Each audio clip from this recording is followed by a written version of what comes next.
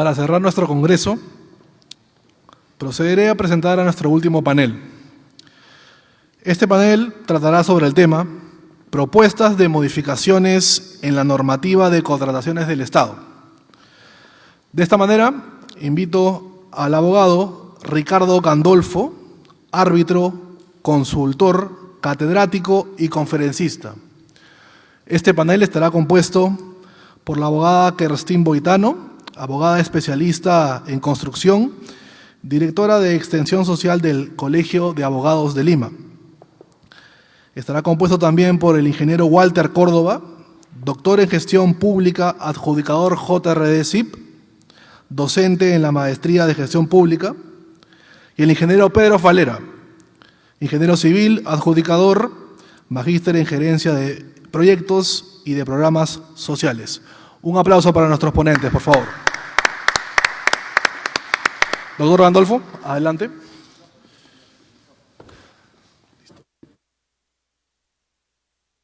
Muchas gracias. Tengan todos ustedes muy buenas tardes. Para mí es un placer estar en el Colegio de Ingenieros, en el Consejo Departamental de Lima, en este importante congreso organizado por el Capítulo de Ingenieros Civiles y por el Centro de Arbitraje. Vamos a revisar esta tarde un conjunto de 10 sugerencias respecto del proyecto de Ley de Contrataciones del Estado que el Poder Ejecutivo remitió al Congreso de la República el 23 de junio del año pasado. Actualmente, ese proyecto se encuentra en debate en 3 comisiones del Congreso: en la Comisión de Descentralización, en la Comisión de Economía y en la Comisión de Fiscalización. Vamos a concentrarnos, para no aburrirlos, en las 10 propuestas, en las 10 sugerencias que me he permitido plantear sobre este proyecto. La primera sugerencia es resguardar el debido proceso y la presunción de inocencia. Yo creo que no hay que ahuyentar, sino atraer a los mejores proveedores al mundo de las contrataciones públicas. En materia de impedimentos para contratar con el Estado, hay que incidir en estos aspectos. Y es que si nosotros revisamos el proyecto de ley, nos encontramos que hay como 3 páginas dedicadas a los impedimentos, como si se tratase de buscar que nadie quiera entrar al mundo de las contrataciones públicas, cuando la idea debe ser, pues, todo lo contrario. Hay que atraer al mundo de las contrataciones públicas a los mejores proveedores.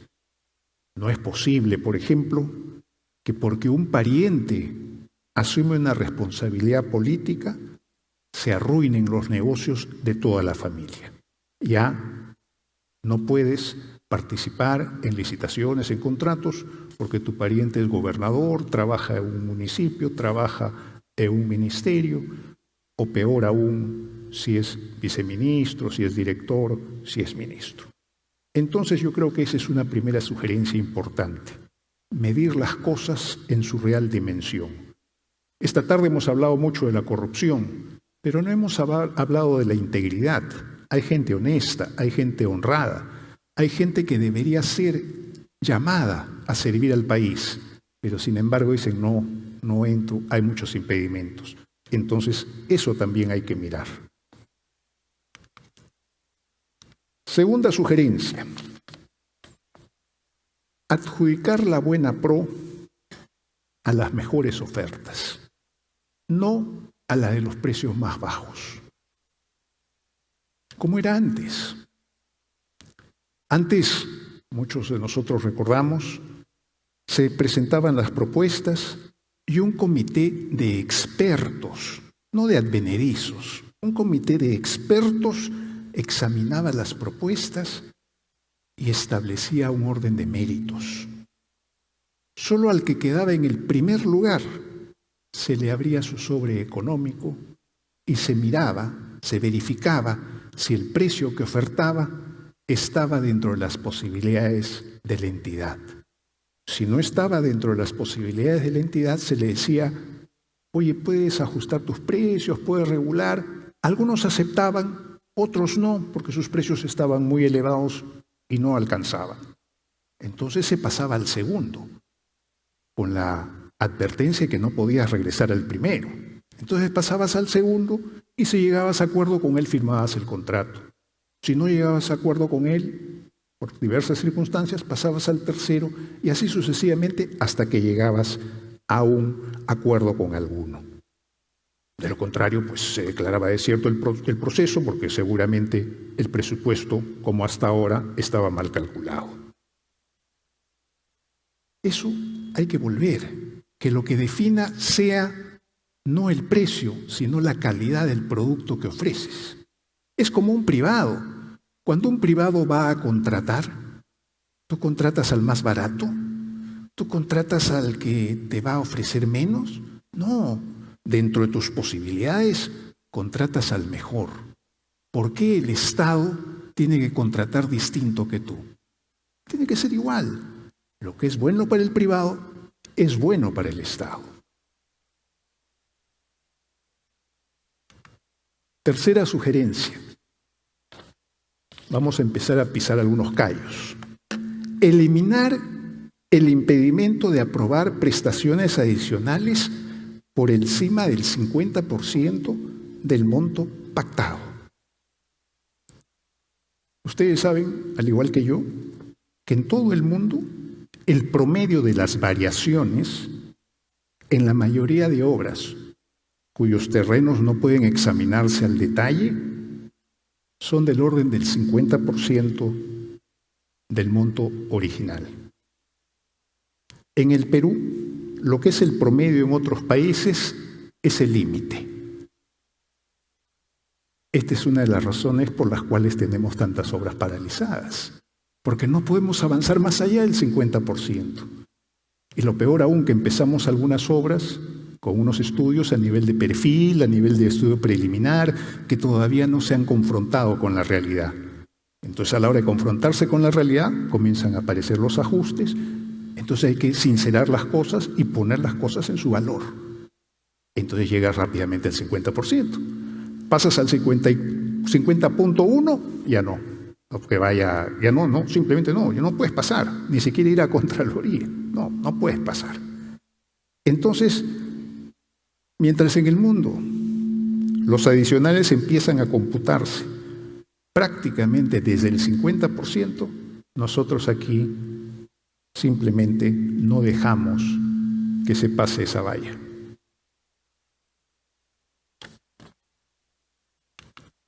Siguiente sugerencia. Eliminar la necesidad de recabar la autorización de la Contraloría para que se proceda a un adicional de obra. No hay ningún motivo para confiar este trámite, que es sumamente especializado y altamente técnico, a un ente que constitucionalmente está encargado de velar por la correcta ejecución del presupuesto del sector público. No de revisar en detalle los pronunciamientos de los expertos especialmente contratados para estas labores. Ustedes saben cómo se hacen los procesos para seleccionar a los supervisores, a los proyectistas. Son procesos muy rigurosos, donde se exigen una serie de experiencias, de trabajos, de formación académica. Se escoge a personas muy capacitadas.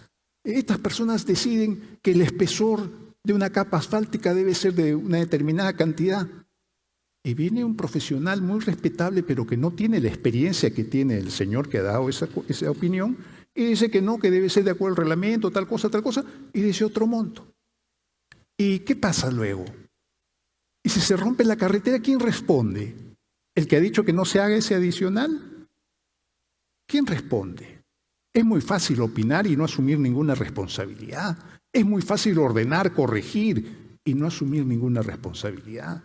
Pues cada uno debe ir a lo suyo. ¿Cuántos gobiernos regionales, cuántas municipalidades no ejecutan su presupuesto y a fin de año están devolviendo 50% de su partida presupuestal? Pues de eso hay que ocuparnos. De eso debe ocuparse los órganos de control, desde luego. Que cada uno ejecute sus obras, que cada uno haga lo que debe hacer. No preocuparse de los detalles, porque si no, tendremos una Contraloría que lo sepa todo, que decida todo, que tenga especialistas en todo. Entonces ya no van a existir los ministerios, porque como ustedes saben, los gobiernos se dividen la actividad administrativa del Estado en sectores: transporte, vivienda, energía, defensa, educación, trabajo, salud, porque hay especialistas en cada cosa y deberían ir ahí los mejores profesionales. Entonces no puede venir otra persona y decir, no, esto no es así, entonces ya cerremos los ministerios, ¿no? Correcto. Otra sugerencia: reconocer intereses comerciales por el atraso en el pago de valorizaciones y facturas. No es posible escamotearle al proveedor, al contratista, y pagarle menos de lo que él tiene que pagar a su vez a los bancos por los créditos que solicita para cumplir sus obligaciones con sus acreedores. En el caso de sentencias y laudos arbitrales, por otro lado, habrá que crear igualmente algún mecanismo idóneo que permita cobrar de manera oportuna. Tampoco es posible que ganes un juicio o un arbitraje y te quedes en la cola, esperando que te paguen como si hubieras perdido el caso. Cuando te debe plata el Estado y eres un proveedor, un contratista, necesitas pagar a proveedores, a subcontratistas, planillas, una serie de compromisos, maquinaria que has alquilado, lo que fuese. Entonces, tienes que pagar.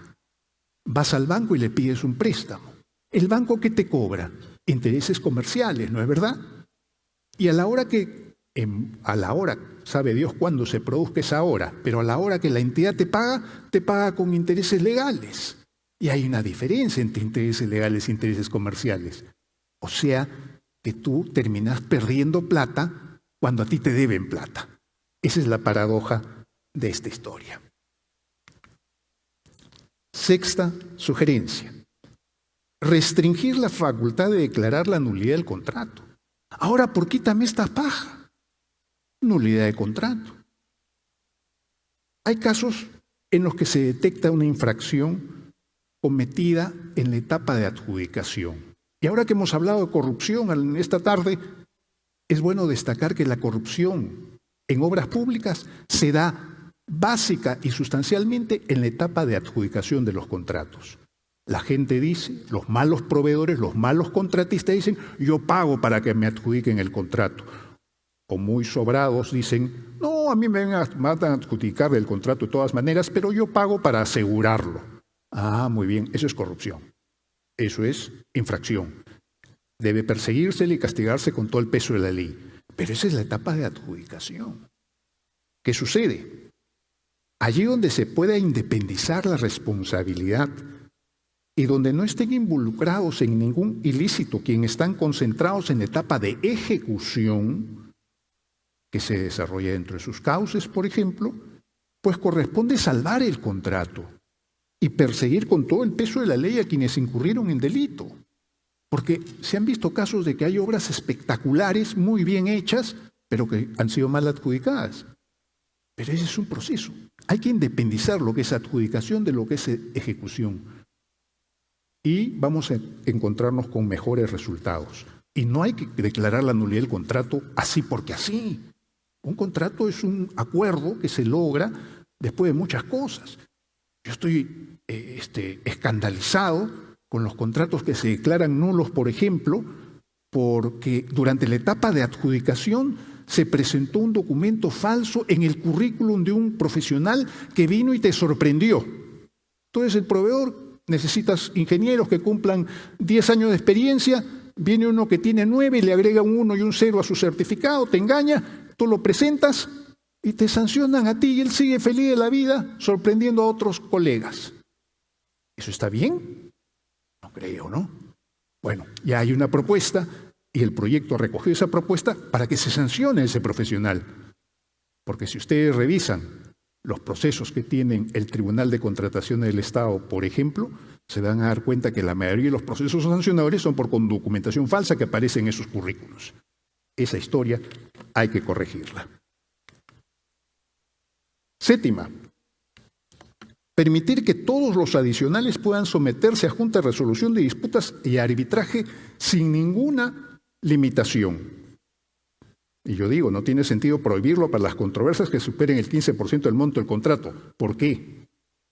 Porque el proyecto de ley ya está diciendo que, como ustedes saben, en ejecución de obras, los adicionales que van del 0 al 15% son aprobados por la entidad, y del 15% al 50%, que es el tope, son aprobados por la entidad, pero previa autorización de la Contraloría General de la República. Bueno, ese primer tramo, del 0 al 15, con una pésima redacción, pero con esa intención, el proyecto dice que puede ir a Junta de Resolución de Disputas y Arbitraje. Entonces, yo digo que no tiene sentido prohibir para las controversias que superen ese porcentaje lo que se les está permitiendo a las que están por debajo de ese porcentaje. El adicional obedece a un solo concepto, es lo que está por encima del presupuesto de partida, ¿no es cierto? Entonces, ¿por qué? ¿Qué corona tiene la Contraloría para que lo que ella decida no pueda discutirse en arbitraje? Ninguna, ¿verdad? Entonces, pues, hay que sincerar las cosas. Es un buen avance hasta el 15%, pero pisemos más a fondo el acelerador y vayamos hasta el final. Octava sugerencia. Establecer que los árbitros puedan ser de una institución acreditada o ser confirmados por ella, para ampliar el universo de profesionales que puedan ser elegidos para administrar justicia. En el proyecto, como ustedes saben, se establece que los árbitros en adelante tengan que pertenecer a un centro de arbitraje acreditado ante el OCE o acreditado ante la institución que se determine que los va a acreditar. Pues bien, me parece bien. Es una manera de ampliar el universo. En la actualidad tenemos un sistema que dispone que los árbitros elegidos por las entidades deben pertenecer al Registro Nacional de Árbitros del OCE, que es un solo registro y que tiene sus peculiaridades y sus regulaciones especiales para los efectos de acceder a él. Pues bien, entonces ahora el reglamento dice no, ya no va a ser el Registro Nacional de Árbitros, van a ser los centros de arbitraje, pero acreditados. Me parece excelente. Pero en adición a eso, también me parece importante que puedan arbitrar profesionales que, por ejemplo, nunca han sido árbitros ni quieren ser árbitros. Conozco el caso de un profesional altamente especializado, un ingeniero, que nunca fue árbitro ni quiso ser árbitro y que de pronto le ofrecen ser árbitro. Y le dicen, oye, nos gustaría designarte árbitro en este asunto. No. Incluso me consultó, oye, ¿qué te parece esto? Oye, me parece interesante, es una oportunidad importante, además tus conocimientos pueden ser útiles para el país, para resolver una controversia altamente especializada. Pues bien, aceptó y salió un arbitraje espectacular. Bueno, esa gente también debe poder arbitrar. O sea, mucha gente, muchos profesionales que no les interesa arbitrar, no están en ningún registro ni nada, pero podrían aportar sus conocimientos. Algunos dicen, no, pero no sabe de derecho administrativo, contratación pública, arbitraje. Eso es lo de menos. Lo importante es que sepa el asunto que se va a discutir. De petroquímica, que sepa de petroquímica, que nadie le cuente el cuento. Eso es lo importante. Lo demás, los procedimientos, eso los asesores pueden ayudarte a discernir. Pero hay que ampliar la oferta. Y eso es lo que creo que debe hacerse. Y vamos acabando. Novena sugerencia, disponer que las sanciones a los profesionales incorporados en una propuesta sean aplicados solo a ellos. Lo que dijimos hace un rato, el profesional que viene a sorprenderte. La mayoría de casos que se ventilan en el Tribunal de Contrataciones del Estado son procesos sancionadores que se derivan de documentación falsa, adulterada o con información inexacta que presentan los profesionales, que son invitados a integrar los planteles que los postores ofertan en sus propuestas. Son profesionales que sorprenden a quienes los convocan con el objeto de ser considerados en sus proyectos o que simplemente ignoran que son portadores de un documento que puede ocasionar consecuencias lamentables. Pues bien, si esos profesionales fueran sancionados, el problema disminuiría considerablemente porque no quisieran encontrarse en ese riesgo, desde luego, actualmente inexistente. Y la 10ª y última sugerencia es cumplir con la acreditación de instituciones arbitrales y ampliar la posibilidad de elegir árbitros. Esto de acreditar las instituciones arbitrales está en la actual ley. La 22ª disposición complementaria final del texto único ordenado de la Ley de Contrataciones del Estado faculta a la Presidencia del Consejo de Ministros a identificar a la autoridad competente para esta tarea que debe ir de la mano con la reforma del régimen de designaciones. Es imperdonable que no se haya procedido hasta ahora con este elemental trámite que está en la ley para evitar justamente la proliferación de instituciones arbitrales de dudosa reputación. Acabamos de ver unos escándalos de instituciones arbitrales, fantasmas que emiten medidas cautelares dudosas, en fin. Bueno, todo eso se soluciona acreditando a los centros de arbitraje. Existe la herramienta, es cuestión de sacar un decreto supremo y ponerla a andar. Lo que importa es solucionar los problemas. Los problemas, no hay que convivir con los problemas, hay que solucionarlos y superarlos. Esas son las sugerencias que les traía y que quería compartir con ustedes esta tarde y que espero que podamos coincidir en ellas. Un placer de estar con ustedes. Muchas gracias.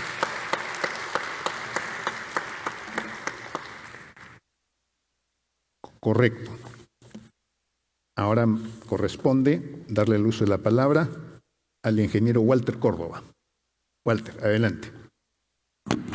Hola, buenas tardes con todos. En primer lugar, agradecer a Alexis, al Consejo Departamental Lima por la invitación, ¿no? Felicitar por la exposición del doctor. Y nosotros hemos estado acá 2 días hablando un poco del contexto, ¿no? De cómo es que se tiene que contratar, cómo es que se tienen que realizar las obras, desarrollar las obras, ¿no? Para que al final estas obras estén bien hechas, sean obras de calidad, ¿no? Entonces, nosotros pues tenemos que, o el Estado peruano tiene que realizarla en función de unas normas.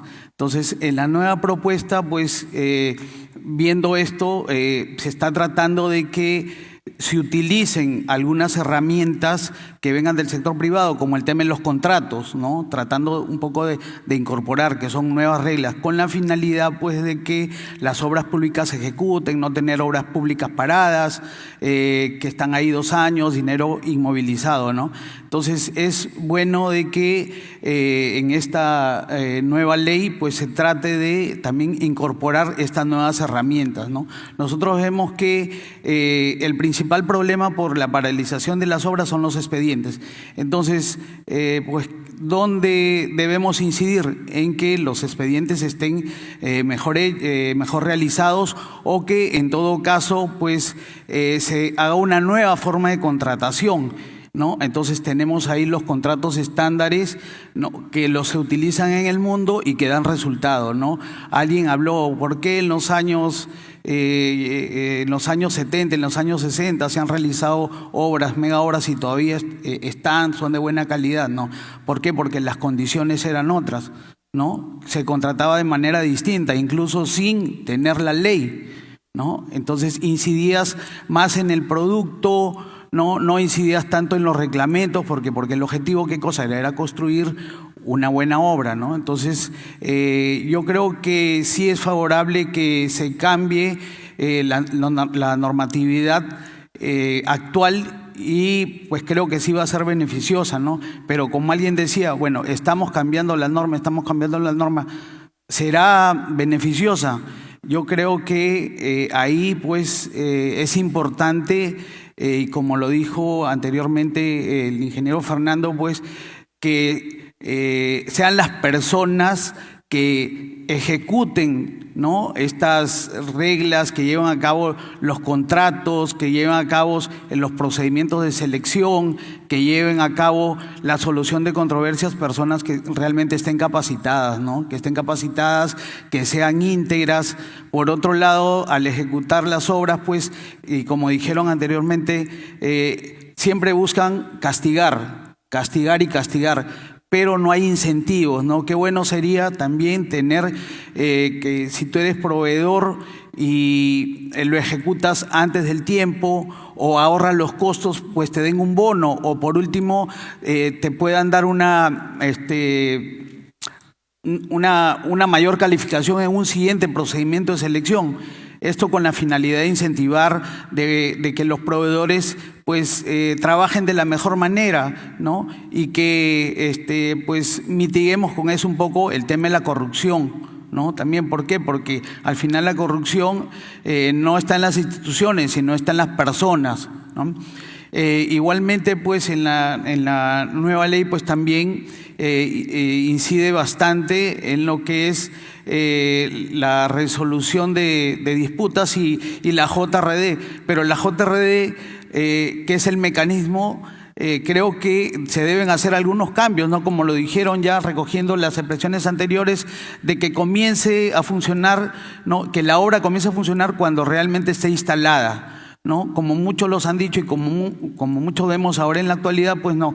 ¿Cuándo llaman a la JRD? Cuando pues la obra está en peligro o cuando recién aparece la controversia, pero muchas veces han pasado ya varios meses y recién pues se instala, por último no hay presupuesto, ¿no? Entonces hay problemas ahí, ¿no? Y también sobre el tema presupuestal, definitivamente, como dijeron y hablaban de beneficio-costo, es definitivamente un beneficio el que las obras cuenten con estos acompañamientos, ¿no? Y yo creo que pues el nivel del monto de las obras yo creo que debería bajar, ¿no? Debería bajar para que las obras pues tengan siempre acompañamiento, ¿no? Acompañamiento, y con la finalidad de que se solucionen estas controversias, se vean los riesgos, se gestionen los riesgos. En la nueva ley habla de la gestión de riesgos. Entonces, pues definitivamente yo creo que acá sí tenemos buenos profesionales y que van a ayudar a solucionar los problemas que se presenten en las obras, ¿no? Igual en el tema de las penalidades, sí, pues yo también, o en el tema, discúlpenme, de los adicionales, yo creo que se debe dar un mayor manejo, ¿no? Como dijo el doctor, pues, ¿por qué si una obra, bueno, el expediente tuvo problemas, ¿por qué pedirle a la Contraloría que te dé el visto bueno? Es todo un procedimiento, todo un proceso, se paraliza la obra cuando esta realmente es responsabilidad de los técnicos, ¿no? Está bien el control concurrente, el control posterior, pero como dicen, zapatero a sus zapatos, ¿no? Entonces, la labor de la Contraloría es buena hasta cierto nivel, ¿no? Porque la realidad y lo que está pasando ahora con el tema de control concurrente, esto que la mayoría de funcionarios públicos, bueno, tienen miedo a tomar decisiones. Incluso vemos en las mismas obras que el supervisor ya no quiere decidir, ¿no? Lo vemos en la Junta de Resolución de Disputas, que lo ven como un mecanismo de que la Junta solucione las controversias, ¿no? Entonces, ¿por qué? ¿Por qué? Porque la Contraloría está ahí. Entonces, y como dijo también, disculpe que le haga referencia nuevamente, el ingeniero, pues lo único que hacen es repetir y repetir cuántas obras están mal hechas, ¿no? Cuántos funcionarios a cuántos funcionarios son sancionados, ¿no? Cuando ellos deberían ver la etapa de prevención, ¿no? Entonces, bueno, se acabó el tiempo. Listo, muchas gracias.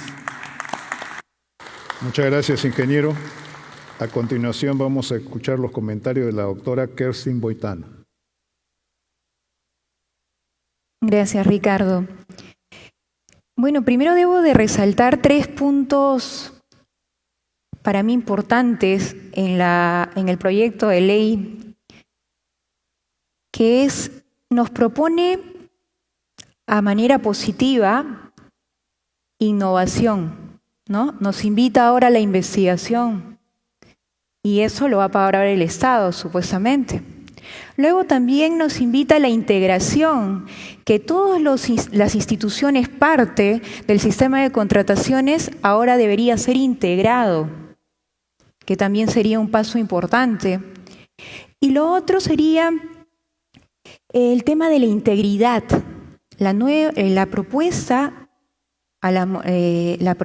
actual nos invita además a poner en marcha políticas de integración, de integridad, pero además anticorrupción. Y ya sabemos nosotros aquí cuán importante sería este paso, siendo que tenemos como hito número 1, como problema social, económico y de brechas a la corrupción en el país, superando el 58%. Lamentable realmente. Entonces, son puntos importantes que la ley refiere positivamente, pero como bien lo ha explicado Ricardo, las contrataciones con el Estado no se pueden mirar aisladamente desde un contrato. Tiene un impacto en abastecimiento, tiene un impacto en logístico, en la administración misma, y en cada uno de los proyectos que acá nuestro ingeniero además nos ha referido. En ese sentido, si bien comparto abundantemente todo lo que Ricardo nos ha explicado con detalle, hay que tener en cuenta que los riesgos no son ajenos al contrato. Las controversias pueden venir antes y no nos damos cuenta, pueden estar en el desarrollo del contrato o luego del contrato. Entonces hay que acostumbrarnos a mirar las contrataciones públicas de una manera holística, de una manera más global, porque si no, estaríamos limitándonos nuevamente. Además que el contrato es letra y la poesía es bonita, pero realmente los problemas están en la cancha y hay que tomarlos uno a uno, como bien lo refería Walter hace un momento.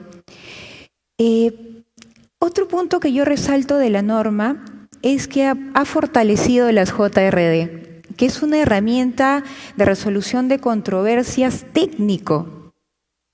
A veces ni siquiera necesitan de un abogado, ¿no? Se sientan en la mesa los técnicos a solucionar puntos específicos para que la obra continúe. Recordemos además que las obras públicas tienen como principal objetivo atender una necesidad de la población. Y es por eso su trascendencia, y es por eso que estamos sentados esta noche aquí. Para mí, además de las JRD, sería importante poder enmarcar toda esta línea transversal de contrataciones en políticas de cumplimiento normativo, completamente alineadas al programa y al plan Integridad del 2016 del gobierno, que nos plantea además la implementación de ISOs como la 37001 anticorrupción, completamente adaptables tanto a las empresas públicas como a las empresas privadas. ¿Qué nos lleva a esto? Identificación temprana de riesgos, mitigación de riesgos, nos invita a políticas de ética, nos invita además a la regulación, pero además también nos otorga y nos mejora la reputación que tan ameno se ha venido en las instituciones últimamente. Entonces, creo que sí tenemos herramientas, no lo dejemos en poesía, es momento de poner un poco más de acción. Y podemos empezar por las JRDs, vamos a ver qué nos dice el reglamento ahora que se ajuste un poco. Seguido y completamente convencida que los sistemas de gestión, los programas de gestión serían importantes para poder enrumbar acertadamente no solo la empresa privada, sino sobre todo la empresa pública. Hay que estimar algunos costos, pero creo que no van a ser mayores a los más de 26.000 millones de soles que se paralizan en obras solo hasta el diciembre del 2023 y siguen paralizadas gran parte de ellas. Entonces, eso es todo lo que tendría que decir en este momento. Gracias, Ricardo. A continuación, la palabra del ingeniero Pedro Falera. Doctor Ricardo, buenas tardes con todos, agradeciendo a los organizadores el honor de ser el último panelista del Congreso, de este Congreso muy importante para el país, porque estamos en el Colegio Ingeniero. Rescataría, doctor Gandolfo, hay 5 aspectos de sus sugerencias, ¿no? Un aspecto importante que usted dijo es el precio, que la obra se otorgue no por su precio, sino por su valor del dinero, el principio de la calidad. Entonces, ahí ese principio del valor por dinero es importante. ¿Para qué? Porque la experiencia nos enseña que casi el 90%, las obras que se dan al 90% de su monto pactado, generalmente terminan con adicionales, terminan con ampliaciones de plazo y eso genera, mayores gastos generales, ¿no? Es preferible esta propuesta para que tener obras realmente a cargo de postores que nos garanticen calidad, nos garanticen capacidad de conclusión. También rescato importante su sugerencia cuando dice que el 15% del monto pactado ya no esté a cargo de la Contraloría General. ¿Por qué? Me parece bien porque la Contraloría ya tiene un control concurrente y todos incluso ya están presupuestados, es decir, no hay obra que no va a haber, todos van a tener control concurrente porque tienen su presupuesto. Entonces, ya para qué pasar que la Contraloría mayor al 15% lo tenga que analizar, lo tenga que evaluar, es una pérdida de tiempo. ¿Por qué? Porque se tiene que preparar la documentación administrativa, luego la Contraloría va a tener que observarlo, y más son observaciones de fondo, de forma que de fondo, y adicionalmente, y a veces los contratistas, los consultores tratan de ajustar el presupuesto, la obra, buscando tecnologías de baja calidad para no superar el 15%, porque de repente hay tecnologías que mayor al 15% nos podría permitir mejores condiciones, pero por esta ley, por esa norma que restringe y que tenga que pasar por la Contraloría, terminamos haciendo algo que no es conveniente. Luego también otra sugerencia de las obras que tengan el 50%, no deben ser resueltos. También estamos de acuerdo. ¿Por qué? Porque hay obras que del 50% que de repente con un análisis de beneficio-costo, un informe técnico legal, a lo mejor resulta conveniente darle continuidad, ¿no? Y ahí de repente obras mayores al 50% pasarle a la opinión de la Contraloría su aprobación, su autorización, pero los que son mayores del 50%.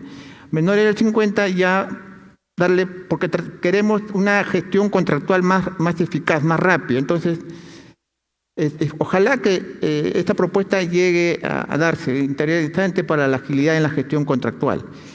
Otra también es y obviamente es el caso cuando usted dijo no hay que ahuyentar a los postores. Entonces, para no ahuyentar a los proveedores, a los buenos proveedores, el principio de legalidad y el principio de veracidad nos ayudaría a que todos sigamos el debido procedimiento, ¿no?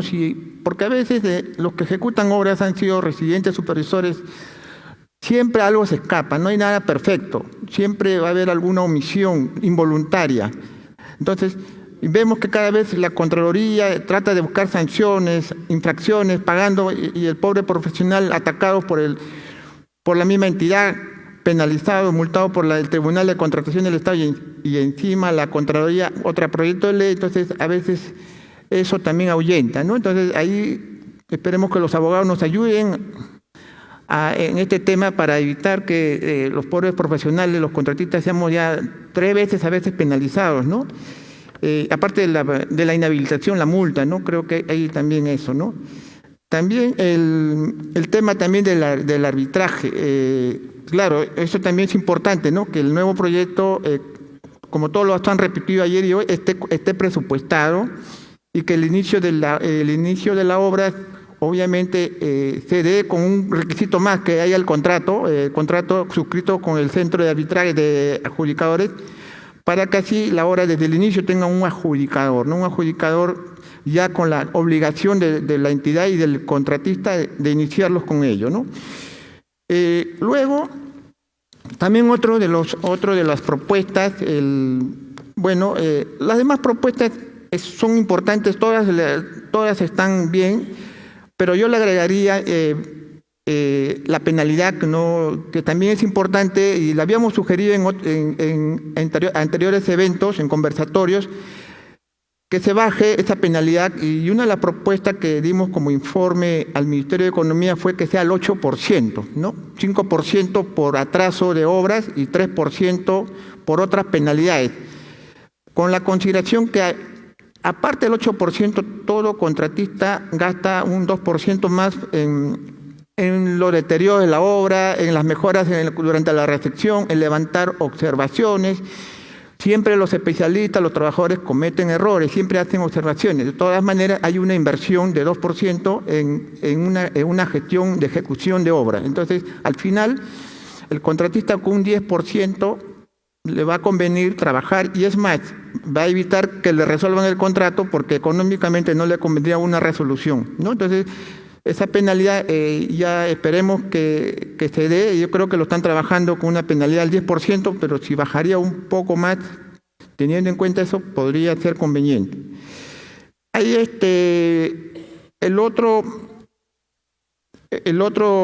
otra propuesta que sería bueno comentarles es que mucho se habla que los expedientes técnicos en el Perú, que están al 1%, y por qué no al 3, debería ser al 3 al 5% como en otros países, y es cierto, pero la ley de contrataciones no tiene nada que ver con eso. ¿Por qué? Porque las entidades ejecutoras del Estado no están impedidos de detallar, de exigir al consultor todos los requisitos de un buen expediente técnico. No están impedidos, las normas están. Lo que pasa es que falta la capacidad técnica de los profesionales, falta el tiempo y también faltan los recursos. A veces las entidades tienen limitados recursos, y a veces por esos limitados recursos, más aumentado la capacidad de sus profesionales, es difícil que puedan ellos un proyecto, un expediente técnico al 3, al 5%, ¿no? Entonces, ese también es otro detalle. Y por ahí también hay que el gobierno ha creado una entidad, el Organismo de Estudios y Diseño de Proyectos de Inversión, OEDI, y que está tratando de orientar, a dar asistencia técnica a las entidades públicas, pero si esa asistencia no se da con recursos, no se da con capacitación, no se da con presupuesto, bien difícil, ¿no? que puedan también ser solución a un problema. Bueno, finalmente, aparte de esa propuesta, hay que ver el reglamento. La ley de contrataciones debiera ver excepcionalidades, también tratar las excepcionalidades cuando las obras son lejanas, cuando son pequeñas. La homologación debería ir incrementándose más a nivel nacional y a diferentes tipos de proyectos, sea la experiencia del postor, del plantel técnico también. Y deben evitarse recursos exigentes a los postores nacionales, a los contratistas nacionales, para que porque finalmente los extranjeros ganan por su capacidad, solvencia económica, y no por su capacidad técnica. Entonces, eso también esperemos que en el reglamento se dé. Y disculpe, simplemente invocar a las autoridades del Ministerio de Economía y Finanzas y a quienes toman decisiones, que por favor todas las propuestas técnicas que los ingenieros, los doctores, estamos acá, parte de un conversatorio, parte de una mesa redonda, hemos expuesto, hemos analizado, nos sean escuchados. El 80% de las obras de la gestión contractual lo hacen los ingenieros. Ese 80%, si los ingenieros participamos en más del 80% en una gestión contractual, merecemos ser escuchados por las entidades que toman decisiones en esta ley y su reglamento. Muchas gracias. Buenas noches. Muchas gracias, ingeniero. Yo quisiera agregar, antes de pasar las preguntas, dos cuestiones. Una relativa a las penalidades sobre las que ha hablado el ingeniero Falera. Efectivamente, el tema de las penalidades es un tema álgido. No es materia de la ley, es materia del reglamento. Pero de todas maneras es pertinente señalar que actualmente ya se está desarrollando, se está elaborando en el Ministerio de Economía y Finanzas un reglamento partiendo de la premisa de que la ley se va a aprobar tarde o temprano y quieren adelantar con el reglamento. Y ahí se está avanzando, como bien ha anunciado el ingeniero, respecto de la reducción de las penalidades. No puede ser que en la actualidad tengamos un marco sancionador que permita que las penalidades puedan llegar al 20 o a las vecindades del 20% del monto del contrato, porque en la actualidad tenemos 10 penalidades por atraso en la ejecución de la prestación y 10% de penalidades por otras penalidades que son las estipuladas en el contrato.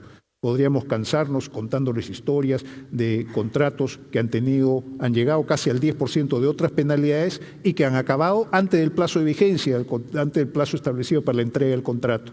De manera que deberían ser premiados, pero han fallado en algunas cuestiones menores, como entrega de informes quincenales, periódicos, y por eso terminan sancionando. Entonces debe haber cierta coherencia y no puede ser que las penalidades vayan más allá del monto por ejemplo, de la utilidad prevista. No es posible. Entonces ya te confiscan la utilidad virtualmente, entonces tú ya trabajas únicamente para no ser inhabilitado, para que no te manden al bombo del OCE a sancionar. Eso no está bien. La penalidad tiene un objeto, jalarte la oreja, hacerte una llamada de atención porque no estás cumpliendo tu contrato. No es un martillazo ni un azote para quebrarte. Esa no es la idea. Eso por un lado de las penalidades y por otro lado un tema que no se ha comentado pero que también es parte del reglamento, que es el tema de las garantías. Las garantías ahora están en el borde del 10%, por ejemplo la garantía de fiel cumplimiento del contrato. Esas garantías los bancos han encarecido los costos financieros tremendamente. Se ha permitido que haya fondo de garantía en vez, como era antes, en vez de la fianza de fiel cumplimiento, y eso hay que extenderlo a toda clase de contratos y hacerlo una forma ilimitada para que el contratista decida si quiere fondo de garantía, si quiere fianza. Y por último, bajar también el monto, porque está en el 10%, antiguamente era 5%, no tiene por qué ser tan elevado, no tiene que ser equivalente a la utilidad, tiene que ser algo representativo para que pueda darle garantías al cliente de que vas a concluir tu trabajo. Nada más sobre eso. Y luego, creo que, no sé si hay preguntas, a los señores que están con el micro, por favor, si pueden, hay varias manos levantadas, como los señores que conocen los contratos FIDIC. Buenas tardes. Sí, ¿por dónde? Allá. Al expositor, a los panelistas y a los ingenieros presentes. La primera interrogante que debemos hacernos es ¿para qué sirve este Congreso?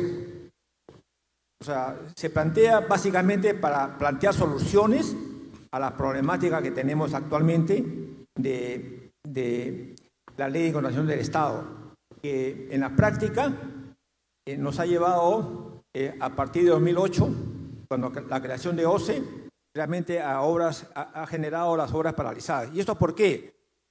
Porque quienes redactan la Ley de Contratación del Estado, lo redactan abogados, ya no lo redactan ingenieros, como era en la década del 80, 90, cuando existía con Azuco, con su CODE, ¿no? Donde había aspectos técnicos. Ahora no hay más aspectos legales, ¿no? ¿Y qué ha pasado a partir de 2008? Hay una guillotina puesta a los funcionarios, ¿no? Para que decidan o no decidan, o si deciden bien o mal, ¿no? Y al final se lavan las manos y lo pasan a los abogados para que decidan, ¿no? Porque ya se han vuelto pusilánimes, se han vuelto temerosos para tomar decisiones, porque le va a caer siempre la Contraloría o auditoría interna, o lo que sea. Bueno, el problema de fondo es que ¿dónde radica el asunto? En la Ley de Contratación del Estado, ¿no? Si la Ley de Contratación del Estado, ahora vigente, ¿no? Y en los últimos 10 años que se nota el problema de las obras paralizadas y todo lo demás, y tratar de buscar una solución a través de la controversia.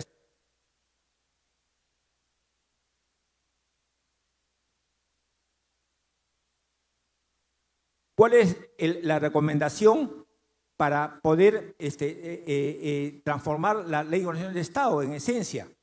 ¿Cuál es el problema de fondo? No tengo respuesta para el señor. ¿Alguien quiere responderle al señor? ¿Pedro? ¿No?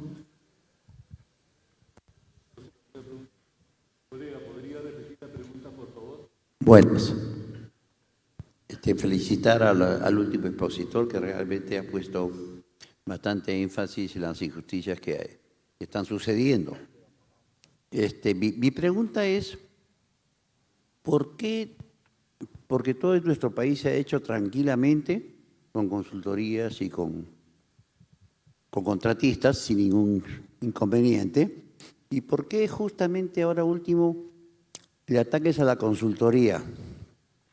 Y realmente ahí hay un vacío tremendo. En esta misma aula yo he escuchado de que se han dicho que en Reino Unido el 40% es a todo lo que es consultoría y la diferencia es para lo que es la construcción. Venimos acá a América, en Norteamérica estamos en 12-15%, y acá en nuestro país, como he escuchado, no es 1%, es 0.7%. Es más, les exigen a los consultores que tienen que presentar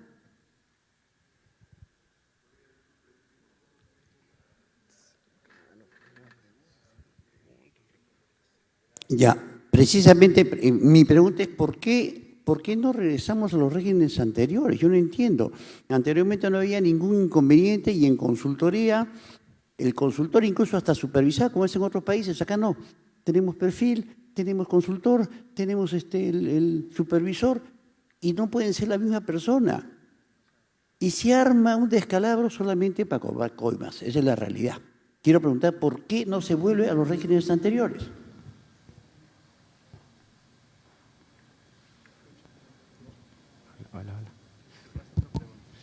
Sí, no se entendió muy bien la pregunta. Acá hay más preguntas. Adelante, por favor. Gracias y felicitaciones a Alexis y a Lucho por la organización de este primer congreso. Más que una pregunta, es una recomendación para inclusión, Ricardo, para el reglamento. El artículo el numeral 178.2 del artículo 178 del reglamento indica que si el contratista no le pagan 3 valorizaciones consecutivas, puede suspender el plazo, ¿correcto? Lo cual, imagínense una obra que tiene 5 meses, no paga la primera, la segunda, la tercera sí la paga, la cuarta y la quinta no la paga. De 5 valorizaciones que ya terminó el proyecto, le han pagado solo una. Y me han hecho muchas veces esa inquietud, ese ingeniero, ¿qué nos recomienda? Te digo, recomiendo que a la primera valorización que no te paguen, notifícalo y dile que le vas a resolver el contrato y si en 15 días no te lo paga. Y listo. Entonces, no entiendo la redacción de ese artículo en el reglamento, porque la condición, la obligación de la entidad es pagar, una obligación esencial es pagar, ¿correcto? Entonces, incluso para convocar el proceso, tiene que demostrar que tiene la disponibilidad presupuestaria para pagar todo el proyecto. Entonces, ¿cuál es la necesidad de tener en el reglamento que te paguen 3 valorizaciones consecutivas y recién poder paralizar el proyecto cuando en realidad si lo quieren redactar es solo la primera valorización? Gracias, Ricardo. Se escuchó perfectamente la pregunta. Estoy totalmente de acuerdo. El contrato debe ser un contrato equitativo. O sea, si tú estás obligado a cumplir unas obligaciones, la otra parte está obligada a pagarte. Si no te paga, debes tener el mismo derecho que tiene la otra entidad si es que tú no cumples tus obligaciones, de manera que se debe ser parejo. Totalmente de acuerdo con lo que usted indica. Sí. Sí, podría agregar ahí algo, ¿no? Que lo que dice tiene razón, porque otro tema es el financiamiento. Supongamos que si no te han dado adelanto, pues el contratista, ¿no? De ahí va a incurrir en no cumplir, ¿no? Bajas del 80% y la entidad te cae. Entonces, yo también comparto esa opinión. Pero además, y justamente hablamos de poesía, porque es cierto lo que dice aquí nuestro amigo. El reglamento dice los 3 meses, pero la realidad me muestra otra situación y algún mal agente en la ejecución de un proyecto o de una obra dice, no, yo me sujeto al reglamento. ¿No es cierto? Pero como además también dice nuestro amigo Ricardo, debería ser... un contrato debería prevalecer la reciprocidad. Yo tengo una obligación aquí, tengo una obligación acá, entonces son contraprestaciones recíprocas. Yo no debo de abusar de una parte, ¿no? Pero lo que dice aquí nuestro amigo realmente sucede y pienso más que ahí la solución está en los ejecutores, que principalmente no son abogados, ya están en la ejecución del proceso, ¿no? Ingenieros, directores de proyecto, gerentes de proyecto, que a veces no se quieren responsabilizar por una decisión de esa naturaleza, pero pasa más por la razonabilidad en la ejecución de la realidad, no de la letra. Buenas noches. Quisiera algo muy rápido. La sugerencia número 11 para cambiar reglamento es que los adicionales de obra, los expedientes adicionales, vuelvan a ser hechos por la entidad o supervisor o un tercero y no el contratista. Yo soy contratista toda mi vida, residente de obra, y mis profesionales están planteados para ejecutar obra, no hacer proyecto. Y eso crea mucha distorsión y el supervisor anota necesidad a veces sin pensar que nosotros tenemos un tiempo para hacer unos proyectos que no, los 15 días de reglamento no dan. Y eso, ¿qué hace? Perdamos derechos a pedir ampliaciones de plazo, porque dice que nosotros nos hemos demorado. ¿Cómo puedo hacer ensayos de corte directo, de soportabilidad para un puente que demora 10 días mínimo? Ok, buenas noches.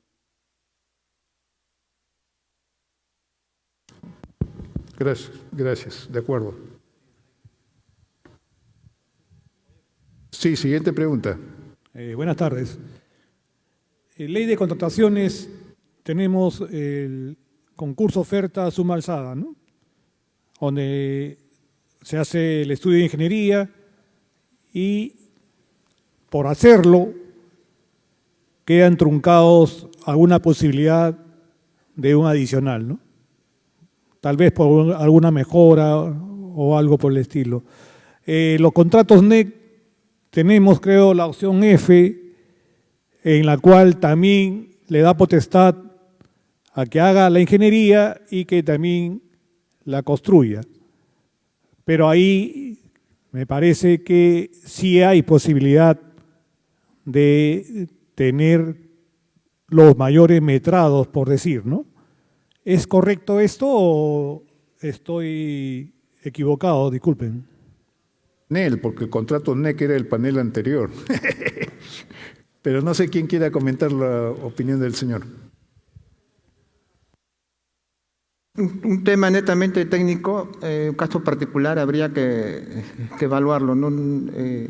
Algo ayer un poco te entendí, porque un poco a veces no llega bien el sonido, pero entiendo que es un tema netamente técnico y como dijo el doctor Gandolfo, ahí habría que ver también el contrato NEC, su característica para responder a tu pregunta, ¿no?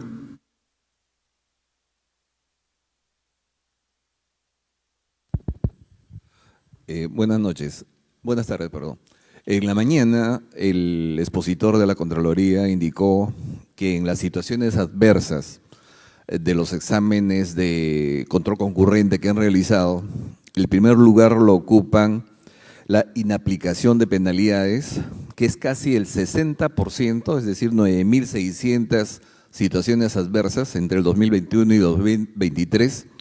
En el control concurrente, repito, de las obras públicas que están ellos haciendo el control. Al ser una incidencia tan grande y al haberlo identificado usted, ingeniero Ricardo, que esto debe referirse a las otras penalidades, que esto ya es un problema realmente, ¿cuándo o cómo se va a plantear la modificación de la aplicación y de la vigencia de estas otras penalidades en los contratos de obras públicas? Es agradecerle porque me haya dicho ingeniero, y eso también va de la mano con la pregunta que hizo el primer señor que hizo uso de la palabra, que se preguntaba qué hacían los abogados en este escenario. Bueno, en lo que a mí respecta, le digo que yo no he pedido venir, a mí me invitan, de manera que siempre estoy con los ingenieros ya 40 años y estamos trabajando de la mano y logrando cosas importantes. Y creo que los abogados hacen las leyes porque para eso estudian, como los ingenieros construyen y para eso estudian. De manera que esa es una respuesta. Pero la verdad es que el aporte de los ingenieros para la elaboración de las leyes con su experiencia, esto es fundamental.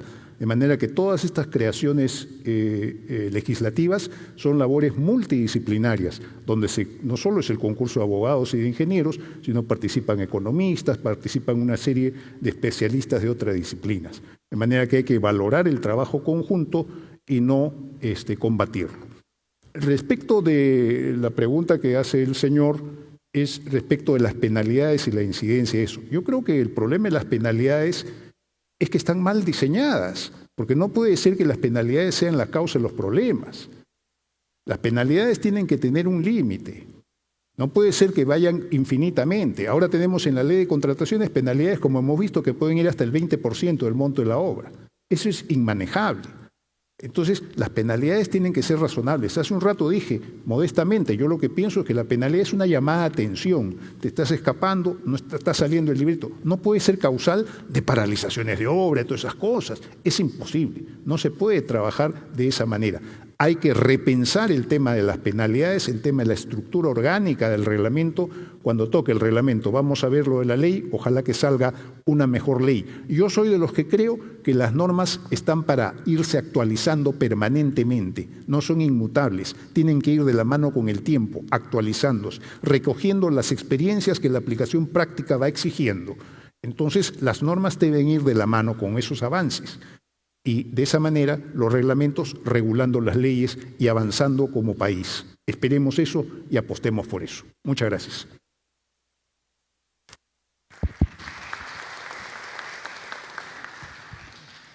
Buenas noches. Yo no voy a hacer ninguna pregunta, voy a hacer una reflexión. El tema que planteó el ingeniero Sillones ha sido un tema de la corrupción que hay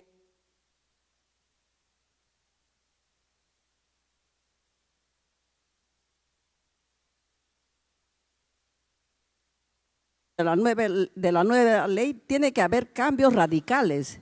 Por ejemplo, el expositor habló de los adicionales, del 50%. Esos adicionales del 50% son generados por un expediente mal hecho. No es, y porque el reglamento también está hecho sin considerar los aspectos técnicos. Por eso hay tantas controversias que se llega al arbitraje y que genera atraso, mayores gastos a la obra, al Estado.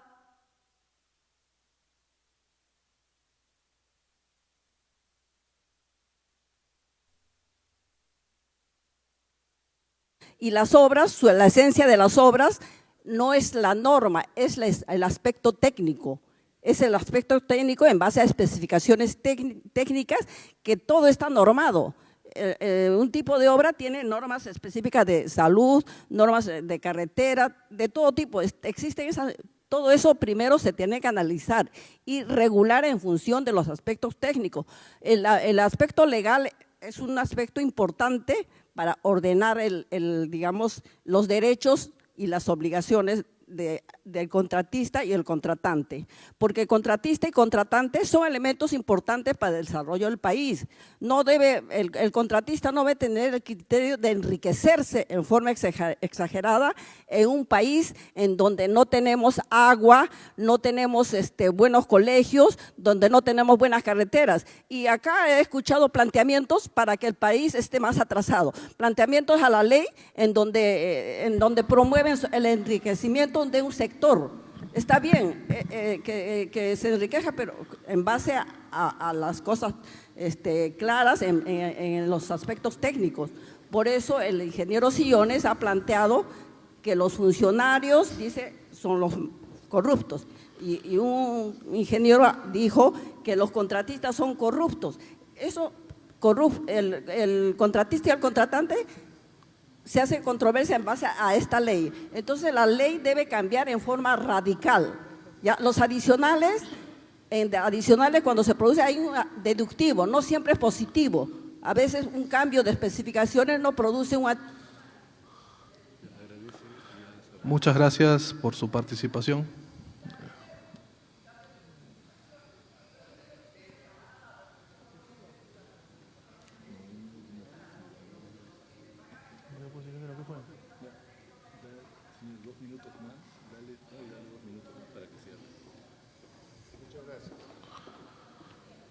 Muchísimas gracias por su participación.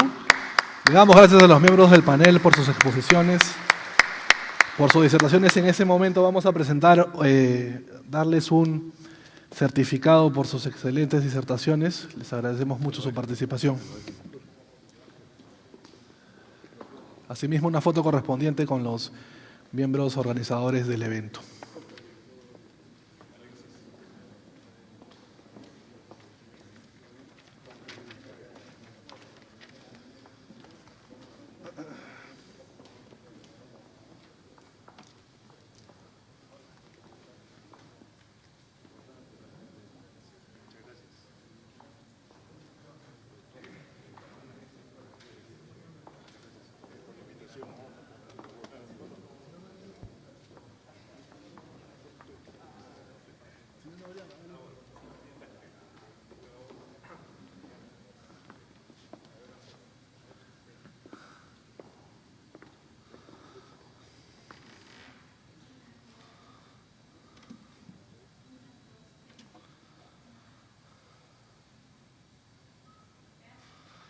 Un fuerte aplauso por nuestros panelistas otra vez. Nos dan las gracias. Voy a invitar a los miembros organizadores del evento para que permanezcan en el estrado, por favor.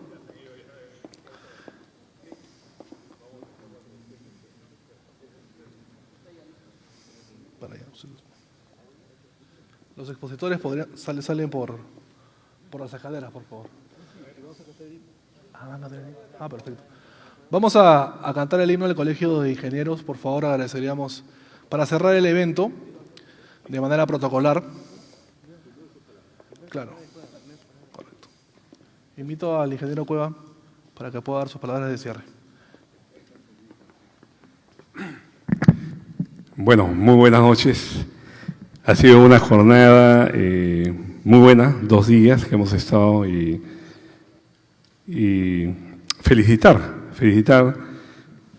por este Congreso de Gestión Contractual y Mejoras en las Contrataciones del Estado al Centro de Arbitraje y Resolución de Disputas, a nombre del ingeniero Luis Hernández y a todos sus miembros que están presentes acá hoy día. Y también al capítulo de Civil, a nombre del ingeniero César Torres. Bueno, hemos estado acá y considero que se han cumplido los objetivos que trazaron al principio cuando se hizo la planificación de este Congreso. Se trazaron varios objetivos. Uno era ofrecer la información actualizada sobre la JRD y DAC en la gestión contractual. También se trazó compartir un panorama general sobre las tendencias de la construcción.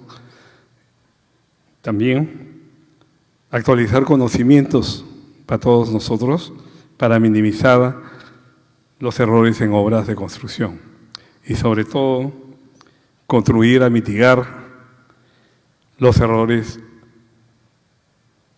mitigar las brechas de infraestructura de obras. Y creo que hemos salido fortalecidos en un tema que es de corrupción. Creo que nosotros tenemos que mitigar la corrupción y creo que esa es la tarea que tenemos nosotros, que somos profesionales, tantos ingenieros, también tenemos abogados, economistas y todas las especialidades. Creo que ese es el gran problema que tiene el Perú y hoy día nos sentimos, digamos, comprometidos a hacer corrupción cero. Creo que el Perú merece un Estado muy bueno, sin corrupción, y creo que sin corrupción vamos a avanzar bastante y vamos a ser fortalecidos. Esa es la primera tarea que vamos a tener nosotros, aparte de que vamos a hacer obras de calidad. También, felicitarlos a ustedes que han venido hoy día sábado, día familiar, ¿no? Básicamente, y creo que su presencia en este escenario nos compromete más a seguir haciendo ese tipo de eventos que satisfacen, digamos, la necesidad de todos los profesionales. Solamente para terminar, agradecerles por su presencia, a todos ustedes, también a los expositores y panelistas que han dado la talla, digamos, y la verdad yo particularmente, y como ustedes se sienten satisfechos de todas sus presentaciones, y a ellos un gran aplauso, por favor.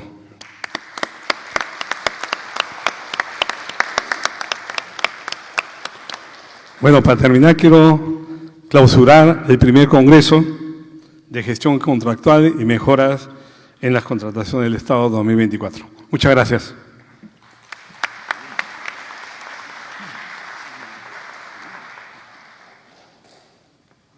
Y como siempre vamos a cantar nuestro himno del Colegio de Ingenieros de Perú, dando por terminado esta ceremonia. Todos nos ponemos de pie y después vamos a compartir, me tomo la palabra de acá de Lucho, vamos a compartir, vamos a hacer un cóctel como finalización de esta primer congreso. Gracias.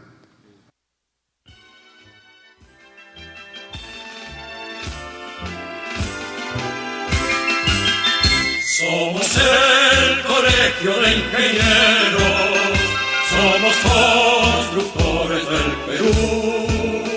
Trabajando juntos lograremos desarrollo y paz en el Perú.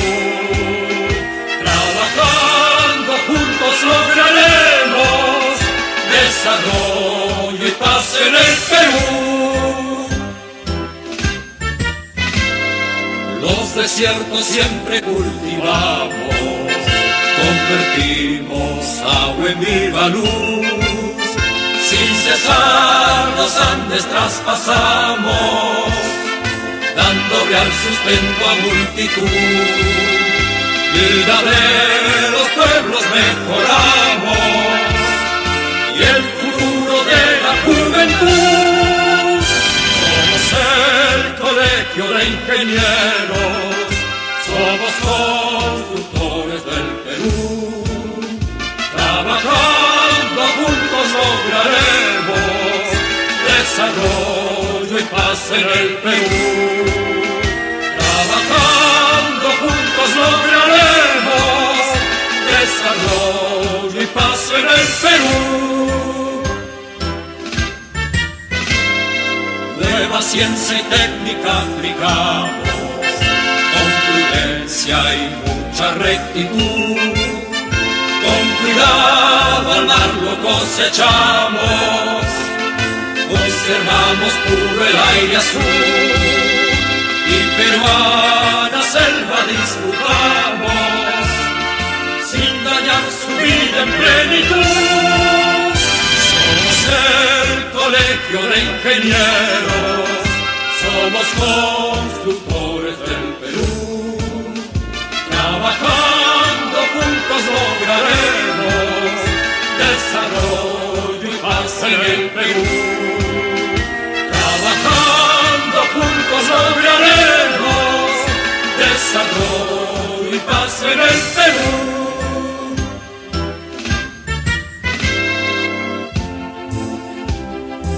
Los ingenieros están al servicio de la sociedad. Por consiguiente, tienen la obligación de contribuir al bienestar humano, dando importancia primordial a la seguridad y a la adecuada utilización de los recursos en el desempeño de sus tareas profesionales.